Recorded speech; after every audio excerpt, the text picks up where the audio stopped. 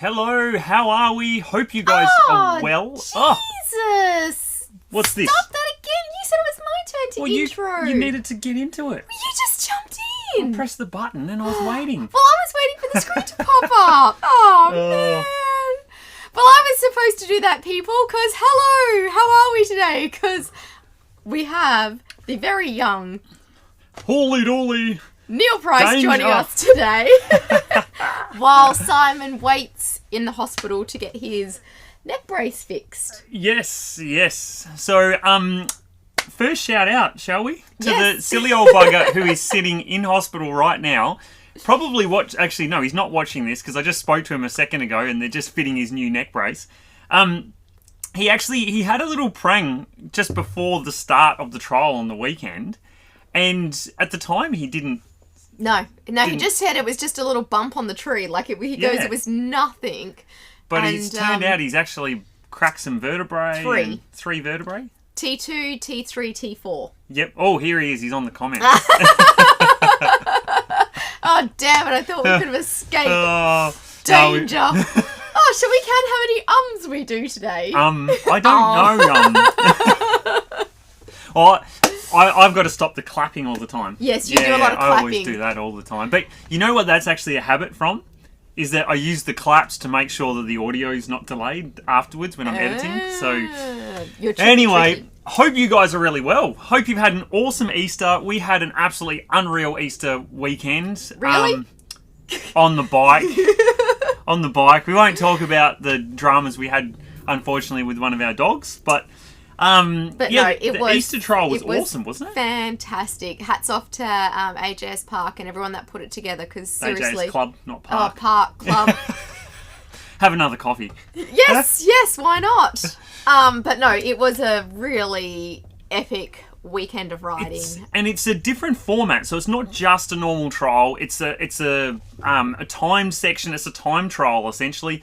A little bit of a race component, as well as not racing but timed speed component, as well as the trials component. So it was really good fun. It's the first time I've actually had a chance to ride the event. Normally it lines up badly with other things we're doing. Well, normally we've been away because we've just been dealing with X Trials. So X Trials. That's right. I was trying to remember what it was that was throwing us out. No, X Trials was usually our break. The other shout out is to Neville Hackett. Hope the ankle gets well, mate. It seems like everyone at the moment is injured. I know. And it's crazy. There's so many people out at the moment, left, right and centre. So well, that's because we've all had a relaxing break last year with nothing to do with COVID. And now we've come back that's and, it. We can blame it on that, can't we? Yeah, got to blame it on something. Also, we want to just make a little correction or mention last week with the fork episode.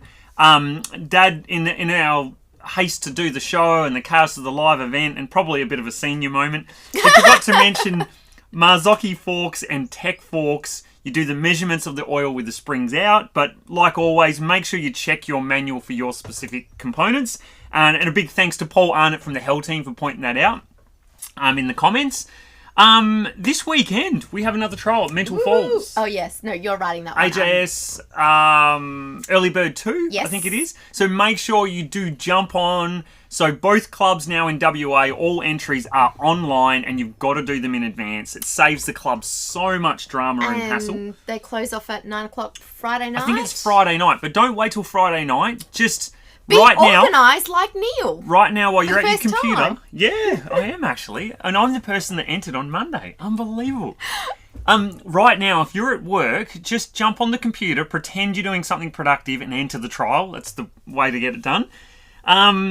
It's possibly going to be a little bit wet. Yeah, they're saying 70% chance of rain. So you might want to get some wet weather gear organised. Not really going to be great for the surprise birthday party we have planned for Charlotte at the trial. But shh, don't tell her. But yeah, so I don't know, pack spare clothes. Make sure you got a pair of dry undies.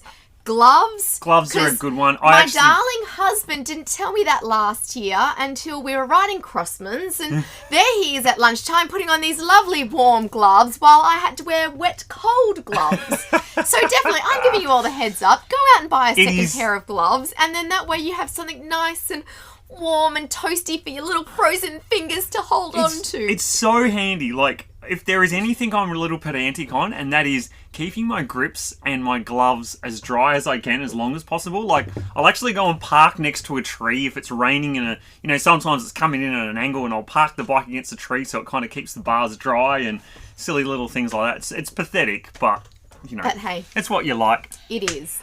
So yeah, and also we will have tea and coffee at the trailer, as always. So yeah, come along with that. It's just a donation to get just to help us cover the cost of the milk, and that doesn't mean someone was stressing the other day. I don't have the money. No, don't worry about it. I've only got $100 bill on me, like some people have. Not that I've ever seen one of them, but I'm only joking. Really? I thought that was like a unicorn, a figment of your imagination. Yeah, especially when you're married. No comment. Oh, sorry. Anyway. Sorry, I was waiting to get punched. No, I was reading a comment. Sorry. Anyway, I didn't hear that. Onto bikes. We have a heap of bikes in stock at the moment. We have a TRS 20-inch, which is an absolutely epic little bike. A Vertigo 16-inch. We've got gases in stock. We've even got a 2020 in stock, and we're doing deals on those 2020s. So get in touch with Dad if you want a really good bike at a really good price. Also, there's Evo 125 and 250 2021 models. So there's a bit there to choose from. So sing out if you are looking for an upgrade. And also, just the last point, make sure you do check your bike before the trial. Let us know if there's anything you need, because we will have the stuff at the event for you. With the new trailer, we're taking out some of the running gear that we don't normally need at a trial to keep people going.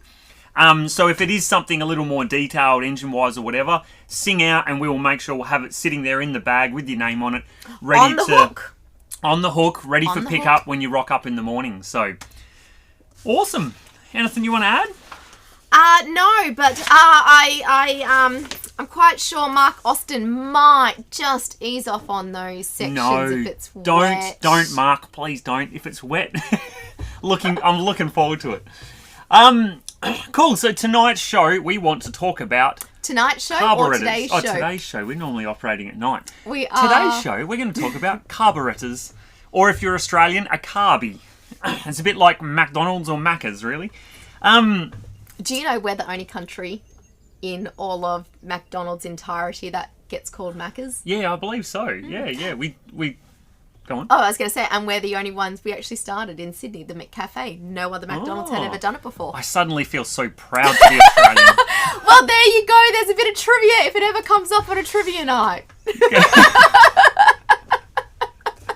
Loving it. Anyway, so what I wanted to chat about, Dad was going to talk about chains and stuff. I'll let him get onto that one, what he was thinking. But tonight I just grabbed something. Wait. And when we do that one, we're going to introduce it. Chains. Chains for your bike. Actually, it was silly when I said the word carburetor. I was like, under my umbrella. Anyway, sorry. We won't start singing. We won't start singing for you. So focus. This little component here has stood the test of time, and it's a really handy and simple component. They are well versed. They are something that has been designed and developed over the years, and they do a very good job for what they do. And they are very simple, and they're very cheap to manufacture. So they are off the shelf component, I'm guessing. So unless you're Mark Austin with an electric bike, you probably have one of these. There's a few Vertigos and stuff like that are fuel injected, so you won't have a Carby on your bike. But I just wanted to touch on what it basically does. Dad went over servicing it the other week and talking about it from that perspective, but I just wanted to cover what it actually does, which can help you if you're looking to problem solve on your bike. So essentially, the job that your Carby does is it mixes the fuel and the air together. Because if we're going to run an engine, we need the fuel mixture to burn, and the fuel to burn, you need a fuel source. You need what do you call it? You need oxygen. I forget the term for it now. But you need an oxidizing agent. You need air. You need air, oxygen. You need your fuel source, and you need an ignition source. You need those three things to make it burn.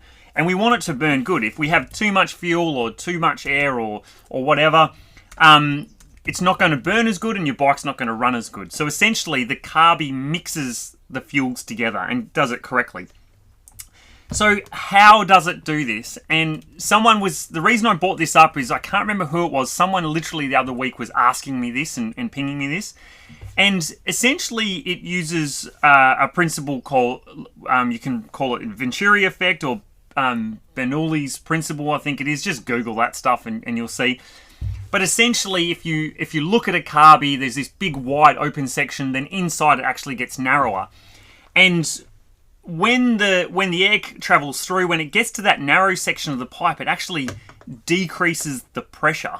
So out here in the wide section, in a section of pipe, if it's really wide, the pressure will be greater than the narrow section in the pipe. So essentially you've got a wide section of pipe here and a narrow piece here. And as it goes through there, this area inside, if I cut to camera 3 and get this out of your way. Ooh, being all fancy. Getting all fancy. Hang on. Just want to move your coffee a sec.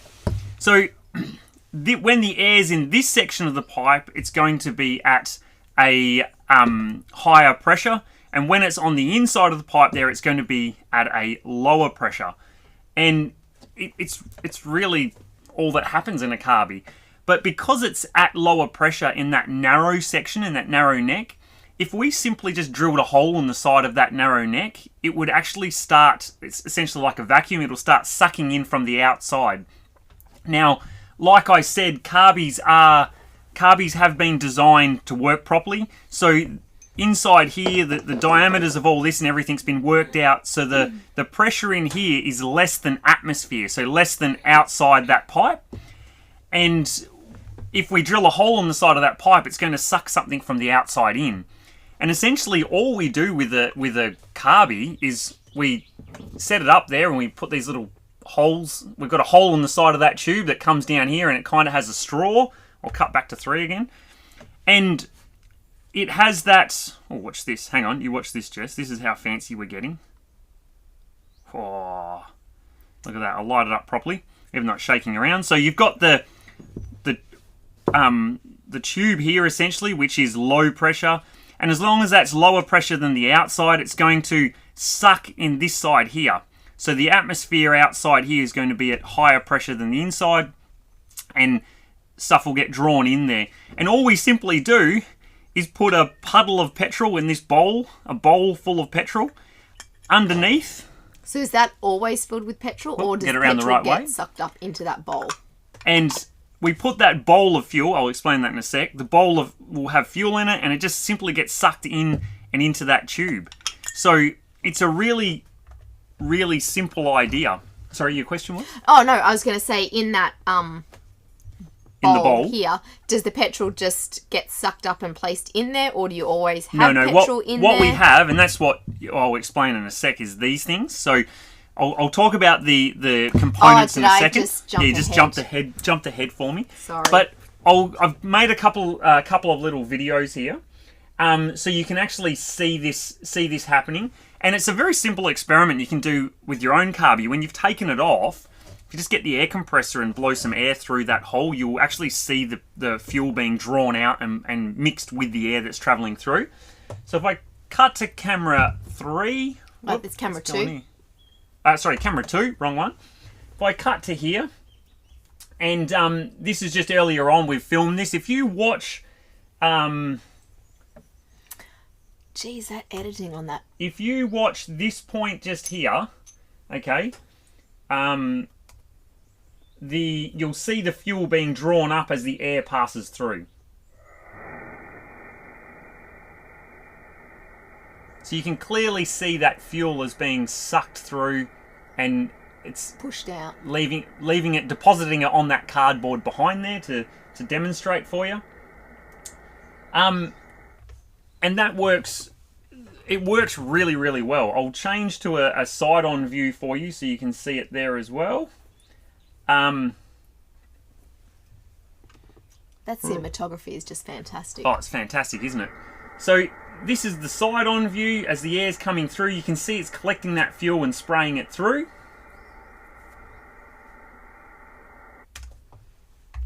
So it's a little bit rough when you're blowing the air compressor through, because it's a very point, it's a single point or jet of air. It's not like the air coming through, so it won't necessarily comes splurting out with splotches and stuff like that when your bike's running. Well, I hope it's not, because that's part of tuning and stuff. So yeah, that's the basic idea of how it works. It's literally that Venturi effect. It's a really simple concept. It's pretty reliable and tried and true. And we then use that carburetor to adjust how much fuel and air mixture we get. Now, for most people, there's not going to be a lot of adjustment. Most trials bikes that have the Carby on there, there's very little adjustment you have to do. There might be a bit of tuning on this or that, but once it's set, it's set. The biggest interactions you actually have with the Carby is when you're dealing with problems. And essentially, that's anytime we're diagnosing problems, we start with the spark plug, and we consider that triangle of ignition. So I forget the term for it now. Whether you've got spark to ignite the fuel, whether you have enough fuel to ignite it, or whether you have enough air. So it's the amount of air, fuel, and ignition. So if you pull your plug out and the plug's wet, it means either there's no spark. So then you can test to see if there's no spark, or it could be excessive amounts of fuel, or it could be a lack of air. So then you start going through those things, and that's how you problem solve it. We'll talk about problem solving another time. But the last thing that I wanted to mention while we're on that idea that the pressure inside that center tube is less than atmosphere, and this is kind of a silly point that some people don't notice or think about. But if you would have seen, if you've ever taken your Carby off, there's these little spuds on the side that often have hoses coming off them. And sometimes they're referred to as balance tubes. And those tubes actually come down to these two little holes you can see inside there. That one there, whoop, and that one there. You actually see down in it with the light like that. It's really cool. Even though one looks blanked off. Now, those two tubes, what they do is they allow air to go in and out of the Carby bowl, so they keep it at atmospheric pressure. So that means that the tube, the center tube where the air is flowing through the center of the Carby, will be at lower pressure than atmosphere, so it's going to suck in out of that bowl. If you were to block those tubes, sometimes then it creates a vacuum in the bowl and it won't allow the fuel to escape. So just a little point that I know in the past has affected people with problems and doesn't often come up. Yeah, cool. So the next thing I just wanted to mention was a couple of, mention what the components are in there, essentially, the basic couple of components. So if I cut back to this, first of all, like Jess was saying, we need to supply fuel to the bowl, to this bit at the bottom here. So if I get this around the wrong way, it's actually really hard to work off off looking through the camera. So when we have the bowl on here, we need to supply fuel from this, and the fuel comes in this pipe here and then sits in the bowl. And if you notice in the bowl, there's this little brass tube, which is the overflow, because we don't want to put too much fuel into that bowl, or else Duva Whacker suits it better. A Duva Whacker? Yeah, that's a better term. Whacker. Yeah. That there allows the fuel to overflow, and then it comes out this little pipe, spigot, whatever you want to call it there. Thingamajiggy. So this thingamajiggy is connected to this Duva What's Duva Whacker is connected to that thingamajiggy. Oh, all right. Cool bananas. And so where does that excess fuel go? Does that just like it just evaporates? Runs out, just dribbles out onto your cases or your bash plate and whatever. And essentially, the fuel comes in from this point, and then comes out this hole here. And your floats that you often see if you ever take the bowl off, which sit something like that, these are just a float valve. Just like in your toilet, the cistern in your toilet, or if you've got animals and you might have a float valve on their water trough, or in your water tanks at home or whatever. It's just a float valve, and as it floats up, if we go back here, if it's hanging down, it'll allow fuel in. As the fuel rises, it'll push the floats up, and it seals having out of shot. When it's like this, the fuel floats will rise up as the fuel level increases, and it will shut the valve off in that in that needle and seat point there, which is just a valve. It's just a little valve there. So the other things that you have in there is we have a couple of ways to adjust the amount of fuel that's being drawn in, and that is with your idle jet and your main jet. The jets are the primary way to adjust the fuel mixture or the amount of fuel being sucked in. And the other one is that on your slide, when it goes up and down, I haven't got one here, but when the slide's going up and down here and allowing more or less fuel in, there's a needle like Dad showed the other week, which actually goes all the way down and ends up going through and into your main jet.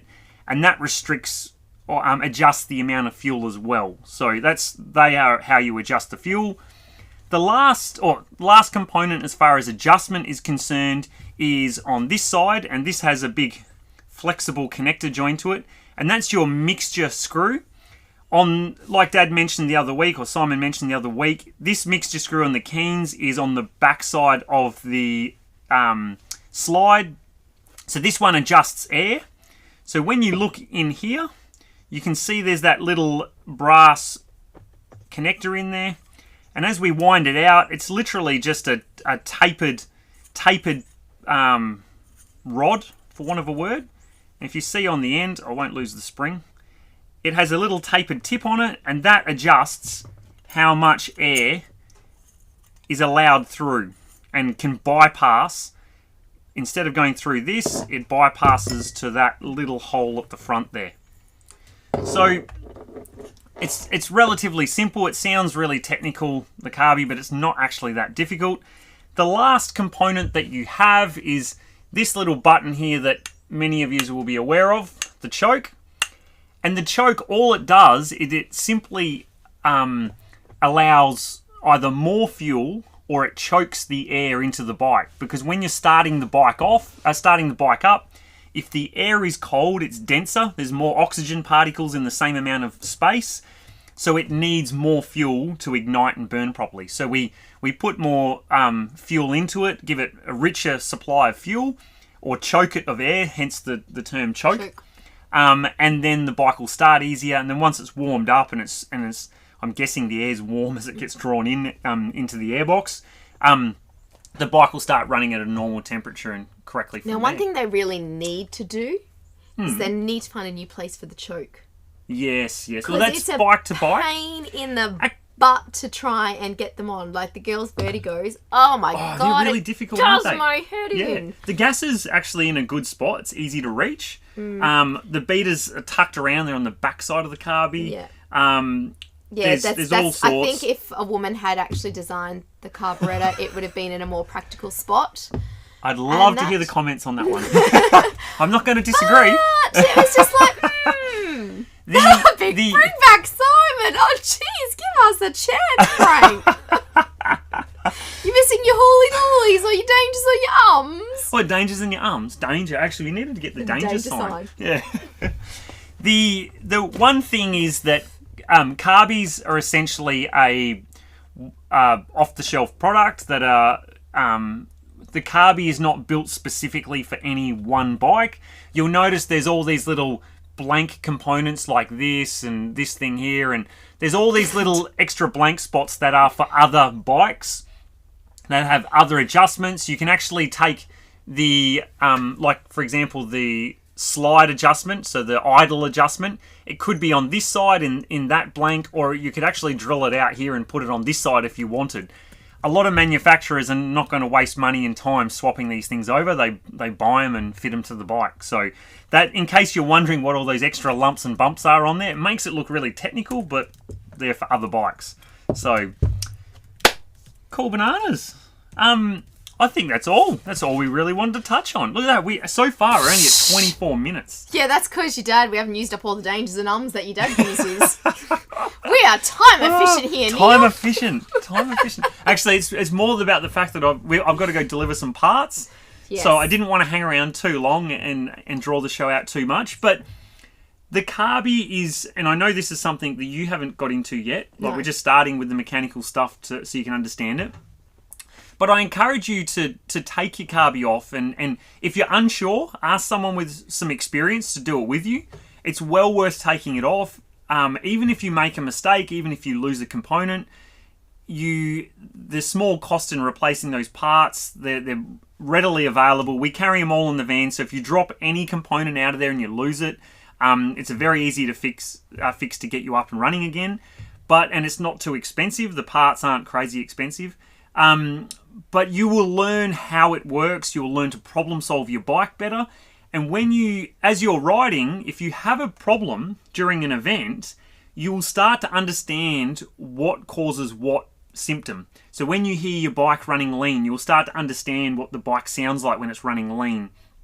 You'll understand when the bike's running rich. You'll know that if you've dropped the bike and you've flooded it... When it runs rich, does it just shoot out cash? No. No, not quite, unfortunately.